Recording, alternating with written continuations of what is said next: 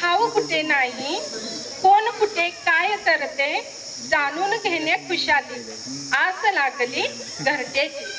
नमस्कार, मी स्वाती राजाराम सूर्यवंशी. आपली सर्वांची भेट व्हावी म्हणून मनापासून या घरट्यात पुन्हा एकदा यावंसं वाटलं. माझे शिक्षण MSc झाले. मी सेल्फ एम्प्लॉईड आहे. मी फ्रीलान्सिंग प्रोजेक्ट करते. मला 2 मुले आहेत. एक मुलगा, मोठा मुलगा 3रीत आहे, छोटा मुलगा 2 वर्षाचा आहे.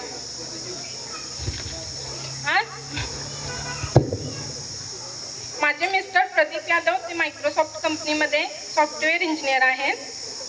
आज शालेय जीवनातील आठवणींचा जसजसे आपण पुढे पुढे जाऊ तसा विसर पडत जातो.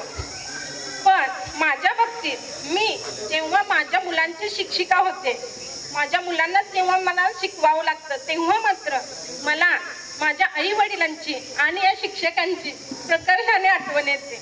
मग त्याचे एखादे कन्सेप्ट समजावून सांगणे असो, किंवा त्याला अभ्यास घेणं असो, होमवर्क कंप्लीट करणे असो, त्याचा हट्ट पुरवता त्याला त्याच्या पद्धतीने समजावून सांगताना मला असं आठवतं की शिक्षकाने आपल्याला कसे बरे सांभाळून घेतले असेल. आणि पुढे जाऊन जर शाळेय जीवनातील माझा प्रसंग सांगायचा झाले तर मी इयत्ता 7वी मध्ये होते. तेव्हा मला शाळेला यायची अजिबात इच्छा नसायची, येतच नव्हते. तेव्हा प्रत्येक शिक्षकांनी वैयक्तिकरित्या माझी विचारपूस करून मला समजावून सांगून आपापल्या परीने मला खूप छान समजावून सांगितले.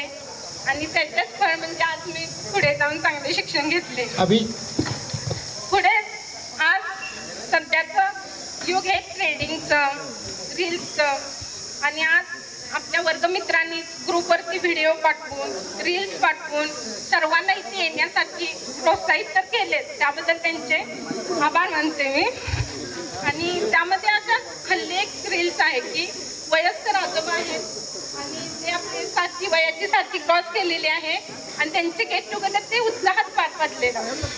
मग आपल्याला पण असं करायचं आहे की नाही? 60 नंतर एकमेकांना भेटायची इच्छा आहे की नाही? तर मग मित्रांनो, याचाच अर्थ असा की जर आपल्याला म्हातारपण सुखात घालवायचं असेल तर आत्ताच्या स्टेजचं आपलं जे तरुणपण आहे हे नक्की शहाणपणात घालवलं पाहिजे. आणि पुढे जाऊन एवढेच सांगेन की सर्वांनी स्वस्थ राहूया, मस्त राहूया आणि सर्वात महत्त्वाचं मैत्री जपत राहूया. धन्यवाद.